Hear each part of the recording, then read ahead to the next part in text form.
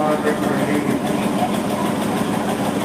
الحمد لله رب العالمين والصلاة والسلام على أشرف الأنبياء والمرسلين وآله الطيبين الطاهرين المعصومين المنتجبين المنتجبين ولعنة الله على آلائهم آلاء الله أجمعين.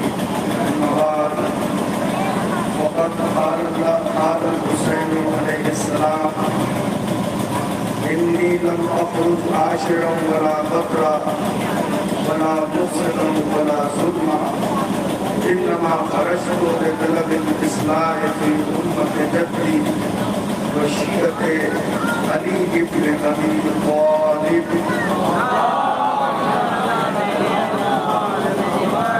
احباب اعزاء، یہ شکر کا جلوس اپنے تعلیم میں بنتا ہے تو محرم سن 61 ہجری تو امام حسین علیہ السلام والد کربلا ہوئے تھے. اسی تاریخی حقیقت کی یاد میں اس جلوس کا انعقاد کیا گیا ہے. مظلوم کربلا جب مدینے سے سفر کرنے لگے تو آقا حسین نے اپنے سفر کا مقصد بیان کیا. انی لم اخرج عاشرا ولا بطرا ولا مفسدا ولا ظلما. میں حکومت کے لیے، تخت و تاج کے لیے، ظلم کے لیے، بے دادگری کے لیے اور کسی پر حکومت کرنے کے لیے نانا کا وطن مدینہ نہیں چھوڑ رہا. انما خرجت لطلب الاصلاح فی امت جدی. میں اس لیے نکلا ہوں تاکہ اپنے رسول خدا کی امت کی اصلاح کر سکوں. وشیعت علی ابن ابی طالب، اور اپنے جد امیر المؤمنین کے جو شیعہ ہیں میں ان کی اصلاح کر سکوں. یہ اپنے سفر کا مقصد امام حسین علیہ السلام نے اپنے سفر کے آغاز میں ہی بتا دیا اور سفر کے درمیان بھی برابر امام حسین علیہ السلام بھی بیان کرتے رہے کہ میں نے کس لیے سفر کیا ہے، میرے سفر کا مقصد یہ ہے. یہ جو جلوس ہے آج اس یاد میں ہے کہ امام حسین علیہ السلام آج ہی کے دن والد کربلا ہوئے ہیں اور امام علیہ السلام نے آج ہی کے دن زمین کربلا پہ بقائے اسلام کے لیے قدم رکھا. میں ایک بات آپ کی خدمت میں عرض کر دوں، دنیا انقلاب کی آغازگاہ ہے. ہر ملک میں، ہر صدی میں، ہر سن میں، ہر نظریے میں انقلاب اٹھتے ہیں اور ختم ہو جاتے ہیں، مگر انقلاب کربلا ایک انقلاب نہیں جو دنیا سے ختم ہو جائے، بلکہ ہر مظلوم انقلاب کو طاقت دینے والا انقلاب کربلا ہے. جو ہے آپ دیکھیں کہ دنیا کا ہر انقلاب اپنی نظریے کے لیے ہوتا ہے، اپنے نظریے کے لیے ہوتا ہے، اپنے ارادے کے لیے ہوتا ہے، اپنی انجمن کے لیے ہوتا ہے. مگر امام حسین علیہ السلام کا انقلاب انسانیت کے لیے تھا. چاہے وہ انسان شیعوں میں ہو، چاہے وہ انسان مسلمانوں میں ہو، چاہے وہ انسان اہل حدود میں ہو، چاہے وہ انسان عیسائیوں میں ہو، چاہے وہ انسان مجوسیوں میں ہو. اگر وہ انسان ہے تو اسے امام حسین علیہ السلام کے انقلاب سے سبق لینا ہی ہے.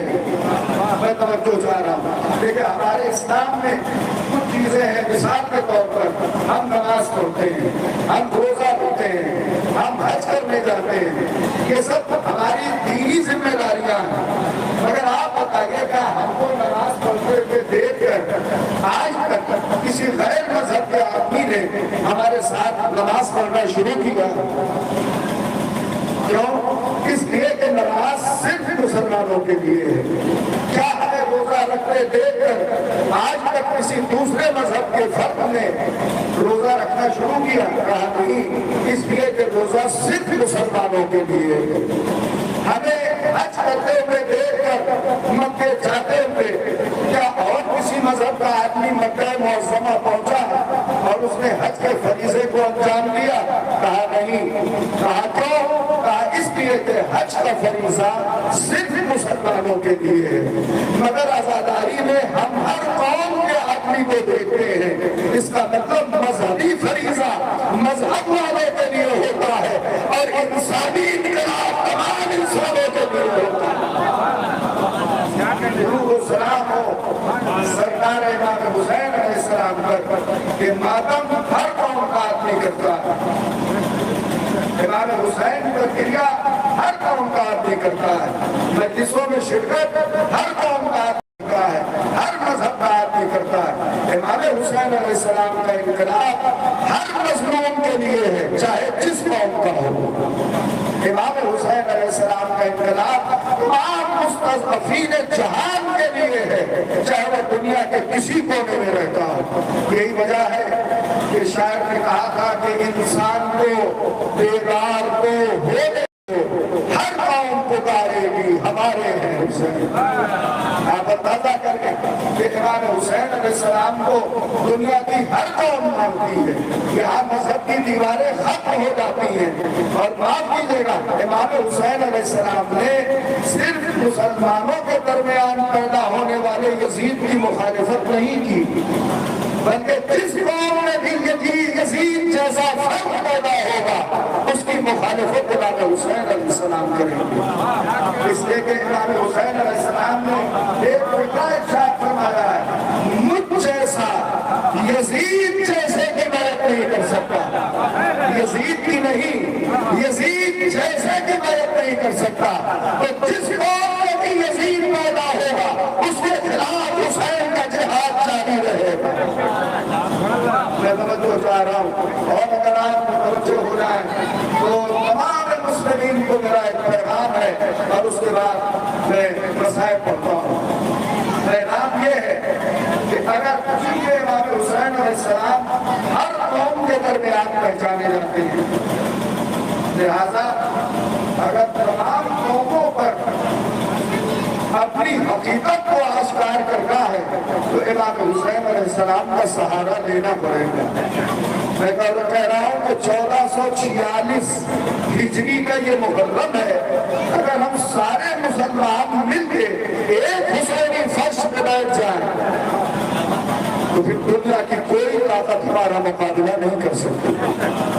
اس لیے کہ جب 72 حسینیوں نے 9 لاکھ یزیدیوں کو پسپا کر دیا،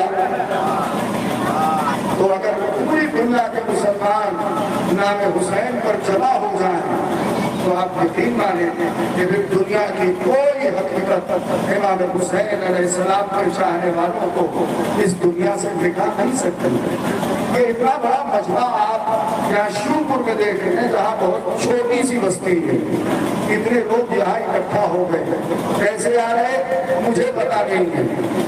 شیوپور والے یا بنارس والے یا سلطان پور والوں کی حیثیت ہے کہ اتنے لوگوں کو خالی ایک اعلان سے بلا دیں۔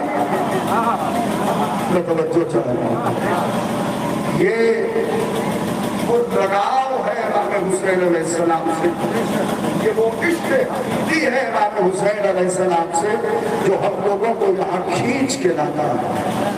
آج ہی کے دن حسین کا ایک چھوٹا سا کاروان عرض کربلا پہ اترا۔ آج میں نے لال منڈی کی مجلس میں جس مسائل کو پڑھا تھا اس کا تھوڑا سا حصہ آپ کی خدمت میں پیش کرنا چاہ رہا ہوں۔ آج ہی کے دن فاطمہ زہرا کا لاڈلا زمین کربلا پر آیا۔ آج ہی کے دن حسین کے 18 برس کے کلی الجمال بیٹے نے زمین کربلا پہ قدم رکھا۔ آج ہی کے دن علی کی تمنا علمدار کربلا حضرت ابو الفضل عباس نے زمین کربلا پہ قدم رکھا۔